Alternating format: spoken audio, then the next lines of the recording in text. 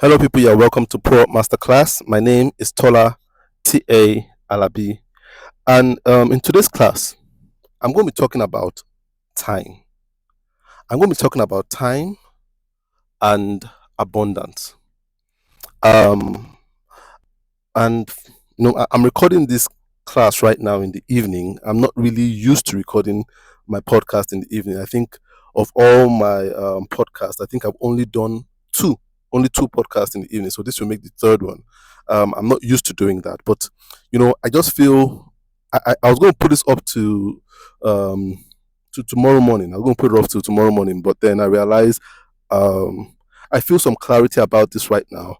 And the thing about clarity is you must have the courage to act on it while you once you have it, or else um, confusion, discouragement, self-doubt might begin to creep in.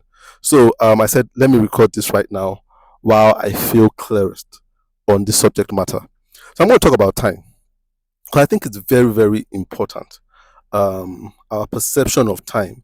And if you are a regular listener of ProUp Masterclass as a podcast, you realize that I've spoken about time on subject matter of time on quite a few occasions because I really believe time and life are like five and six.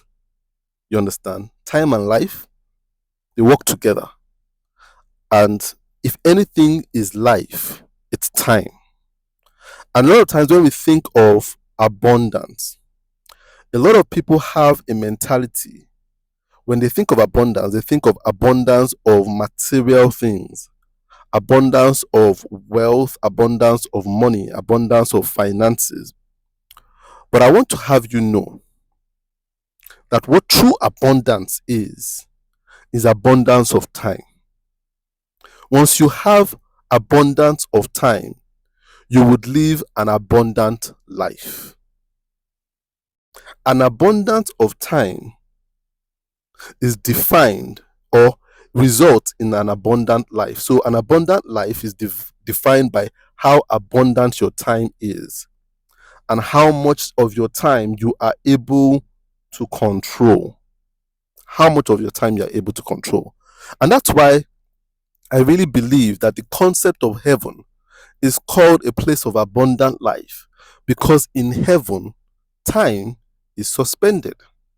And what that means is that time is unlimited, time is free, time is not a restraint or a constraint. That's what makes heaven a place of abundant life. Because time is totally owned by you. You understand? God blesses you with abundant time. You understand? So there is no running out of time in heaven.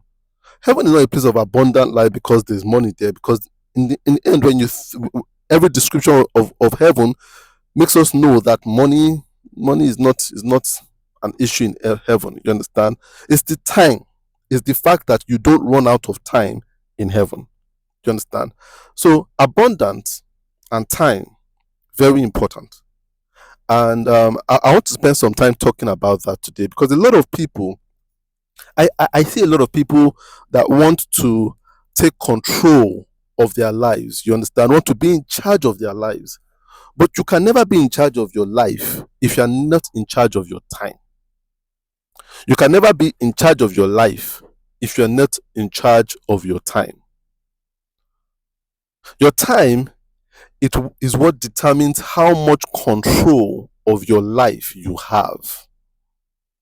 Your time is what determines how much control of your life you have. So a lot of people feel like money is what determines how much control of life you have. No, it's not money. It's your time. Your time is what determines how much control of your life you have. So time is very important. And I see that a lot of people do not spend a lot of time thinking about time. It's fun to say it that way. You need to spend more time thinking about time. Time is so important. So I would start from the disillusionment that we have about how much time we actually have. Let me start from there. A lot of us have a very faulty notion of how much time a human being has in a day. And so I want to start by addressing that, because I believe that if we understand that, we will begin to approach our day differently. So there's this disillusion, or this misinformation, that we have 24 hours in a day. So when we think of how much time we have in a day, we always think, oh, I have 24 hours. You have 24 hours. Make the best use of your 24 hours in a day. And I want to tell you, you don't have 24 hours in a day. You do not have 24 hours in a day. Nobody has 24 hours in a day. We have 12 hours in a day. You have 12 hours in a day. The other 12 has you. So I'll say that again. You have 12 hours in a day. You as an individual, you listening to this, all you have are 12 hours. The other 12 has you. So you have control over 12 hours of your day. The other 12 hours has more control over you than you think. So you are in charge of a day for only 12 hours. The other 12 hours, you are a victim of the day, depending on what kind of creature you are.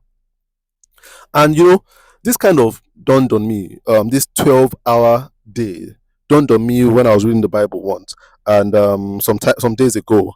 And I came across this scripture. And it's not my first time reading this scripture, but it was my first time seeing it in this light. John 11, 9 to 16. John chapter 11, verse 9 to 16. It says, Jesus answered, "Are there not 12 hours in the day? If any man walks in the day, he stumbles not, because he sees the light of this world. But if a man walks at night, he stumbles, because there is no light for him." So Jesus Christ has said here, 12 hours in a day. It never struck me till I read this in the scripture, and Jesus said there were 12 hours in a day. Never referred to the day as having 24 hours. Jesus was all wisdom, and he knew what he was saying. And what Jesus was saying here is by no means restricted to his time, his era. It applies to us even now. You have 12 hours in your day. The other 12 has you. And what I mean by this is there are two types of creatures in the world. There are creatures that you call nocturnal creatures. And these creatures are active at night. Immediately the sun goes down, their energy comes up. They are more alive at night. And there are quite a number of creatures like that. Cats are like that. They are nocturnal. You understand? Rats are nocturnal. Bats are nocturnal. Cockroaches are nocturnal. You understand? They come to life at night. And there are so many of them. But these ones are the popular ones. You understand? They are nocturnal creatures. During the day, they spend a lot of time resting. At night, biologically, they are not even trying to be awake. Their senses are just heightened at that point in time. So they have more energy. They are clearer. They see better at night. They walk better. They are faster. They are more alert at night. They are nocturnal creatures. Now, on the other side of the spectrum, we don't hear this word a lot. The daytime creatures, they are called diurnal. They are diurnal creatures. I just learned that word today. I had to check for the opposite of nocturnal. It's not common, you understand? But diurnal. So I want us to keep that in mind. Diurnal. They are diurnal creatures. They are day creatures. They are more alive during the day when the sun comes up, and more active. They are sharper, and they are able to see better during the day. So they have better day vision than night vision. And that's important. You must keep that at the back of your mind. The being able to see, how they see during the day and how they see during night. That's very important. We'll come to that. Now, the human being is by nature a diurnal creature. The human being is a diurnal creature. It doesn't matter what anybody says. All of us, every single last one of us on earth is diurnal. One of the biggest problems with the human being is, I really believe the human being is the most delusional creature or creation of God. The human being, the most delusional. The human being is the only creature that doesn't own who he or she is, or who it is by nature. The human being is the only one that tries to kick against what nature says. The human being is the only creation of God that thinks he or it can decide its nature. It can choose its nature. The human being is the only creation of God that is delusional enough to think it can choose its nature and doesn't accept that nature chooses it. It doesn't accept it. So the human being is the only one that will be created as a male, but say it is a female. Only the human being. Only the human being. The human being is the only one that will be created to be heterosexual, but say it is homosexual. Only the human being. No other creature goes against its nature, at least more than the human being. So the human being is the most delusional, and this delusional mindset, some people tell you they are nocturnal. So when they ask people, are you a day person or a night person, people say they are night people. No, there's no night person. Nobody was created to work better at night. Nobody. And I'll tell you why. I'll tell you, you have this 12 hours of day. Your day is split into 12 hours. We as human beings are created for that first 12 hours. We own that. That real estate is ours. Do you understand? We control as much as that as possible by nature. That second half of it, we do not control. It controls us because we are diurnal. And so what it means is, when it gets to 6 o'clock in the evening and the sun begins to set, biologically, the human being begins to feel insecure. I don't care what part of the world you are in. Doesn't matter how good the security you have in your country or how safe it is. It doesn't matter. It's a biological thing, not a geographical thing. The biological thing, it happened to your forefathers. You understand? That's how we are created. By the time the sun starts to set, your internal being as a human being begins to feel insecure. You understand? So the first thing that makes that second 12 hours own you is insecurity. When the sun starts to set, we begin to become scared. But we don't even know we are scared. We don't even know that our security antennas have gone up some more. And we feel like we need to go to our caves. We need to go to a more secure place. It's like that biologically. It's not about your security system in wherever location you're living in. Biologically, we begin to look for where to hide, where to stay for the night, where we'll be secure. It's the human beings, the human biological makeup. You see, I have tortoises. I have dogs, I've had cats. I've said this in a lot of my podcasts. I love animals. Once you begin to study animals, you understand more about yourself and appreciate yourself, because animals are not as delusional as we are. They are so surrendered to their nature. Now, I have tortoises and I watch them. You see, tortoises are very diurnal, highly diurnal. And so they are, and the class of tortoises I have, they are called sulcata tortoises.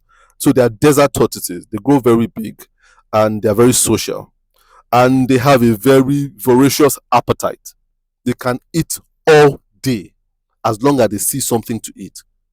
So sometimes, a lot of times when I feed them or allow them to graze in my compound, I realize they eat. Immediately the sun comes out, the first thing they do is eat. And that's what they do it all day. They walk around looking for food. You understand? Or when it gets really hot, they might look for shade. But once the day is cool again, they come out and they eat. But one thing I realize is immediately it is 6 o'clock or to 6 and the sun starts going down, no matter what food is in front of them, they leave it and start looking for a corner that they feel secure in. So they're going to look for a hole, a corner, you understand, under something to go and hide. You understand? So just go there. No matter what you put in front of them, no matter how great or how juicy the lettuce is, or how nice the fruit you put in front of them, once that sun starts going down, no matter how attractive that food is, their insecurity takes over and they start looking for where they would stay and they will be safe. And that's exactly how we are as human beings. We are no different. Once the sun starts going down, we begin to feel insecure about where we are and how safe we are. So we begin to look for a place we call home.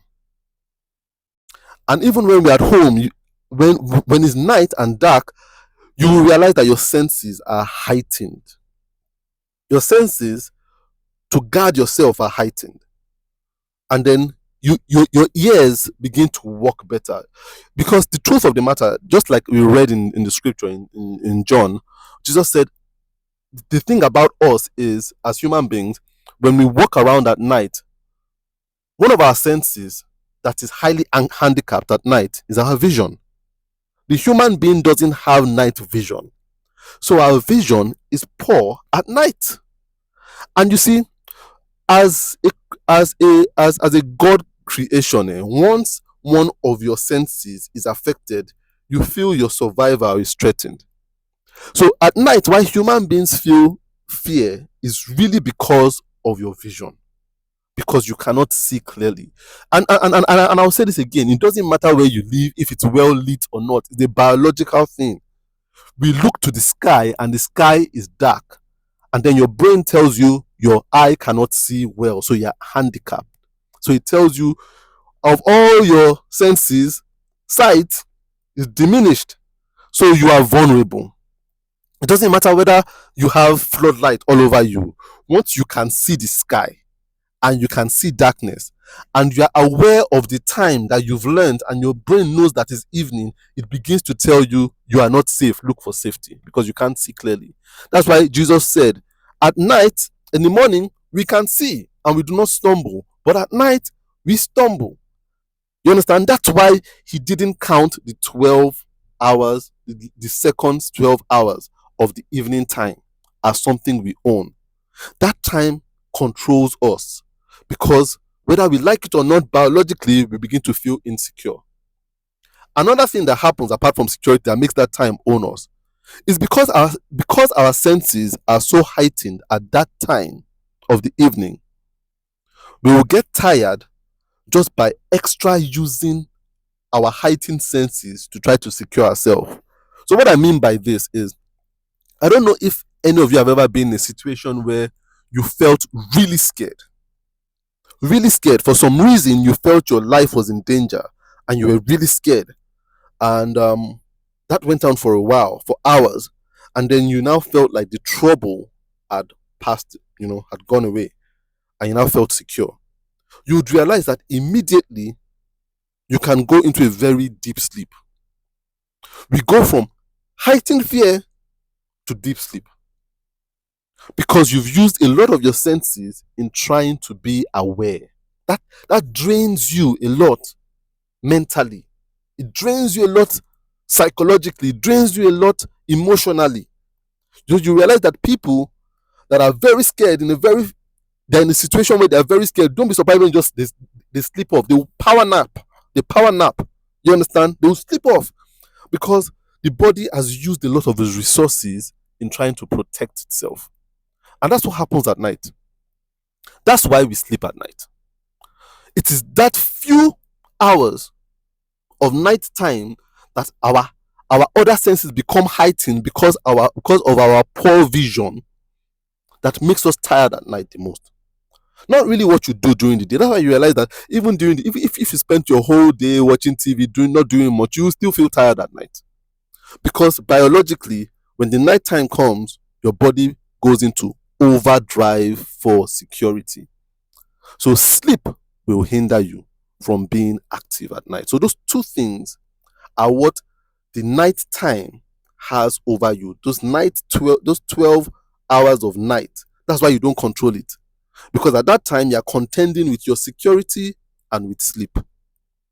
So whatever you have to do if you want to stay awake at night is either you take coffee, a stimulant to keep you awake, or you use music or something like that, or use water or a shower. It is not natural. Your body is still trying to work in overdrive, trying to secure you and trying to get you to sleep. So anybody that tells you have 24 hours is not true. You have 12 hours. Everybody has 12 hours. So it's important for us to know this. When you know you have 12 hours, then you begin to understand why it's very dangerous to spend your life working a 9 to 5. A 9 to 5 is a very dangerous thing, because what that means is that you do not also control up to 8 hours of your 12 hours. I'll say that again. When you begin to understand that all you have is 12 hours, not 24 hours that you believed over time, you realize how much your 9 to 5 job is taking of your life. I think when some people listen to this, they'll realize that their salary is too low. They'll realize that they're not being paid enough. Look, this is the biggest problem with the 9 to 5. It is not a trying to own a business. A lot of people attack the 9 to 5 from a financial viewpoint. I think that's very capitalist. That's not the main threat. It is a biological thing. The biological threat is more than the financial threat of a 9 to 5. The fact that it takes more of your life because it takes a lot of your time, that means it leaves you with only 5 hours. Only 5 hours. And that's if you're working a 9 to 5, which a lot of people are not even working now. Some people are working a 7 to 7. Some people are working a 7 to 9. Some people are working a 7 to 11. So those people can never be abundant in their life.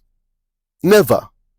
They can earn a lot of money, but their life can never be abundant because they are living a half-life. At best, half-life. That's the biggest problem with the 9 to 5. And so we have it twisted.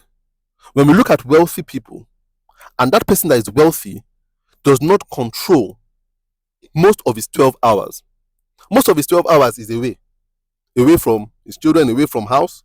You understand? You see, we have it twisted. It's a sickness, not an advantage. When you have a wealthy person that doesn't control most of that 12 hours, the person might have abundant money, but they do not have abundant life. You understand? And that's what I see a lot with the people we kind of celebrate as our mentors, the billionaires of this world. A lot of them, they can't even spend a minute with their kid because they're like, oh, I need to be here. Oh, I need to be this. Oh, I need to go there. Oh, I need to do, I have this appointment. The more appointments you have that you cannot control, the less abundant your life is. It now means that even in your 12 hours as a diurnal creature, your time owns you. So you are being owned not just by the night time, you're also being owned by the 12-hour daytime. So that means you only control at most 5 hours of your day. 5 hours. That means you are on the losing end. Time has more cards than you do. So your life is not abundant. Your life is highly restricted to at most 5 hours. Your bank account might not be, but your life is restricted to 5 hours. So you are still a slave of time. And you will never be happy as a slave of time. You are never happy as slaves of anything. You understand? That's the biggest problem. Nothing can be abundant in your life if your time is not abundant. And I would some might say, but if you don't have time and you're making money, your money is abundant. No, your money is not abundant because you're gathering the money, but you don't have the time to spend it the way you want to. So people around you might be spending the money, but you have to go out and do the hustle.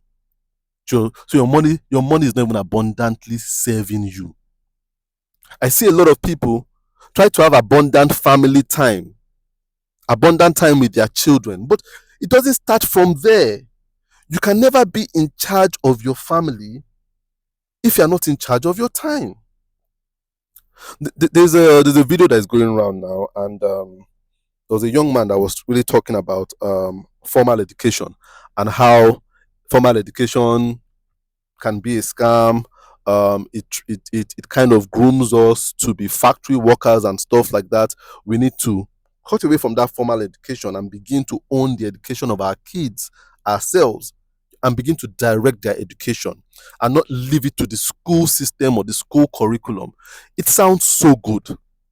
However, when I listen to it, it's one of those riddles that has no answer.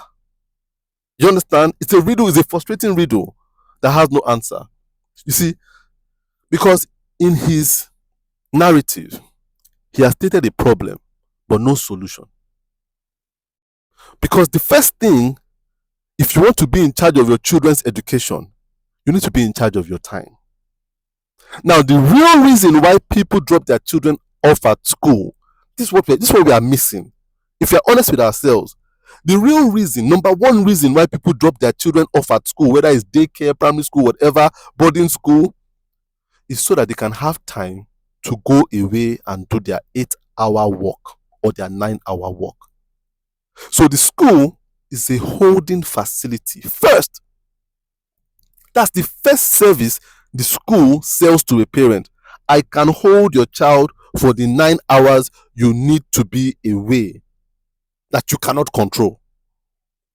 That is the service of the school. So I truly believe that people know that formal education, not really giving children, the skills that they need to be successful in future, it doesn't really liberate them. It limits them most of the time. We know, but what can they do?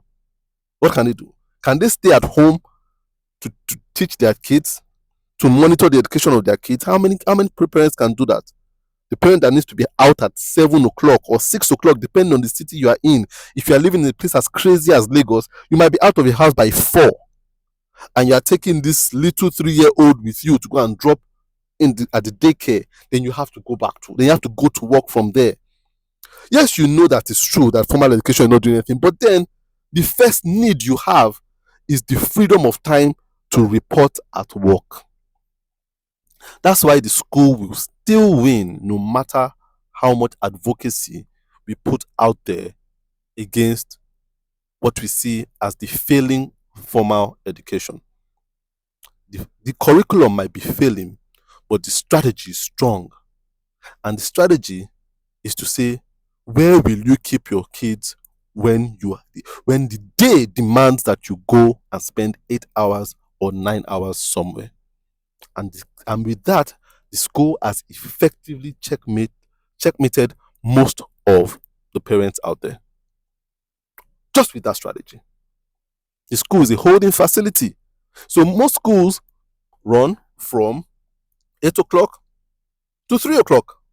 And they even have extended hours for you people that close at 5, 6. They'll tell you, okay, you pay extra money, then the teacher will stay till 5 with your child. Because they know that's the selling point. It has never been the education. It's no longer the education. The selling point is, we can hold your child while you go and hustle, while the day owns you. So there's no abundance. So you cannot have abundant time with your kids unless you begin to have abundant time in your life. So the first thing you must strive for is abundance of time for yourself. 12 hours. You have just 12 hours. Your aim, if you want to live a happy life, is to have most of those 12 hours free for you. You can never in this world be happy if it's not that way. If you have less free time than committed time, You can never be happy. Never. No matter how much money they are paying you, never. You are still a slave. The time still owns you, the day still owns you, and the night owns you equally too. The night owns you biologically, the day owns you financially. So how can you be happy? You are a slave both times of the day. You are a victim both times of the day. Nobody's happy to be a victim. So that's the biggest problem. That's the biggest problem people have when it comes to this thing called time. The biggest problem we have is that we're not in charge of our time. And so the first thing you need to look out for is to begin to own your time. Now I'll tell you this. I don't think anybody will ever come to the point where they fully own all of their 12 hours. I don't think so. I don't think so. A lot of us will never come to that level of ownership of this real estate called our 12-hour daytime. I don't think so. But then, as I said, the aim is not to own everything. The aim is to own most of it. The aim is to own most of it. The aim as you grow older is to have less committed time and more free time. And when I say older, a lot of people feel that older is retirement age, like 60. No. That's not what I'm talking about. I'm talking about older from when you are like you get out of your teens. And you get out of your teens, you're like 21, you're beginning to get very old. You understand? You're beginning to get old. You understand? 21, start reducing your time. Start reducing your time. One thing I'll tell you is, in this day and age, if you can refuse to work 9 to 5, then refuse to work a 9 to 5. Don't start out with a 9 to 5. It's a very, very hard thing to cut back on. Don't start out with a 9 to 5. And if you start with a 9 to 5, try to cut it down with every 2 years. Cut it down by 2 hours. So you might start out 9 to 5. And remember, I'm saying 9 to 5 here. So I'm totally ruling out people that are working 7 to 7. That is a curse. It's a curse. That's a curse. It's not a blessing at all, no matter how much they're paying you. Working 7 to 7, 7 to 9, 7 to 8, 7 to 11, it's a curse. You need to throw that burden off you because you are losing your life. So if you're working 9 to 5, don't work more than 9 to 5 for more than 2 years. And make sure if you're working 9 to 5 for 2 years, you must start working early. You understand? Or cut it down. Cut it down. Because it might be hard to go from a 9 to 5 to working a 2-hour day. And I know why I said 2 hours. I'll come to you. Having a committed 2-hour day and 10 hours free. Those people are the happiest people. You'll be happy with your life because that's optimal. But I'll tell you how I came about that as optimal. I didn't just pick that figure randomly. It's not an arbitrary figure. It's very intentional. Working a 2-hour committed 2 hours that cannot change. You understand that can own you. But 10 hours that you can absolutely control, you would live a very happy life and you will live a very abundant life. So you must work towards that. But a lot of people are working away from that. So people are working a 12-hour, a 10-hour day, 2 hours left for themselves. Those people are dying. You are dying. You are dying while alive. You understand? Nobody should have to work that way. Nobody. I was watching a documentary the other day, and the guy said something. He said lions sleep 20 hours of their day. 20 hours, 20 to 22 hours of their day. 20 to 22 hours. They hunt for 2 hours. You wonder why they are king of the jungle. That's why they are king of the jungle. They have 20 hours of free time, 2 hours of active time. That's why they are kings. That's why. If you want to be king of your life, you need to adopt that mentality. You see, how I came to this conclusion of 2 hours, I should work towards 2 hours. And I'm not saying have that 2 hours, cut off your work time to by 6 hours just like that if you're working a 9 to 5. No. You would, if you do that, you probably go cold turkey, you understand? And you probably have a rude culture shock and it's going very hard for you to. So I'm saying cut it down by 2 hours every year. So if you can do that, if you're working a job, at the end of 2 years or a year, look for another job that allows you to work less time by 2 hours. And that way you can tell your employer, okay, I want to work from this time to this time. Instead of 9 to 5, I want to work 9 to 3. Let that be the condition for which you take jobs.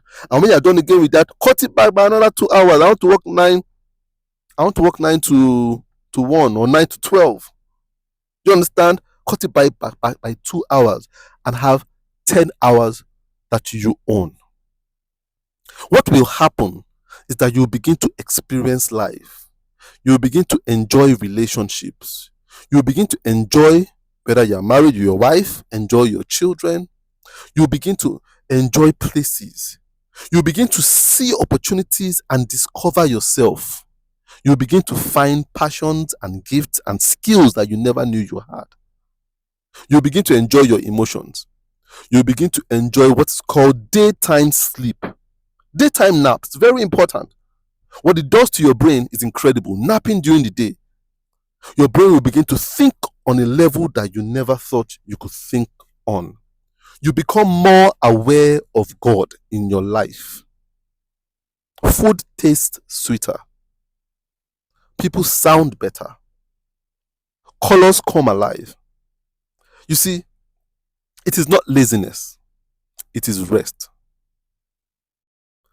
The only way it becomes laziness, and this brings me to the final part of this podcast. This is the real catch.